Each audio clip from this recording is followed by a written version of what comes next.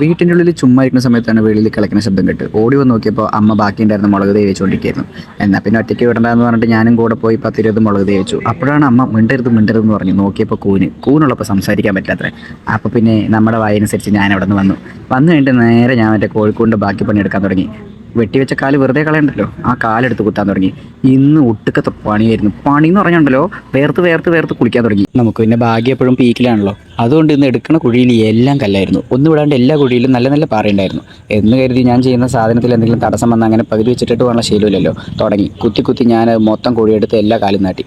കുറച്ചും കൂടെ കാലാവശ്യമുണ്ടായിരുന്നു. പിന്നെയും കാട്ടിപ്പോയിട്ട് 2-3 കാലൊക്കെ ഇട്ടിട്ട് വന്ന് ഇരുന്ന് കുത്തി, അതിലും പാറ. പിന്നെ എങ്ങനെയൊക്കെ അതും എടുത്തിട്ട് കുറച്ച് നേരം ഞാൻ റെസ്റ്റ് എടുത്തു. ഈ കുത്തി കഴിഞ്ഞിട്ട് എല്ലാ കാലും പിന്നെ നോക്കിയപ്പോൾ എൻ്റെ ദൈവമേ, എന്തൊരു സന്തോഷമായിരുന്നു അറിയാം. ഇതൊക്കെ ഞാൻ തന്നെ വെച്ചാണോ എന്ന് ആലോചിച്ചു. ഇത്രയൊന്നും ഞാൻ ഇതുവരെ കഷ്ടപ്പെട്ടിട്ടില്ല. ബട്ട് ഒരു സന്തോഷം കേട്ടോ. സ്വന്തമായിട്ട് അധ്വാനിക്കുക എന്ന് പറഞ്ഞാൽ ഒരു വൈബ് തന്നെയാണ്. അതിന് താഴെ നിൽക്കണ്ടല്ലോ.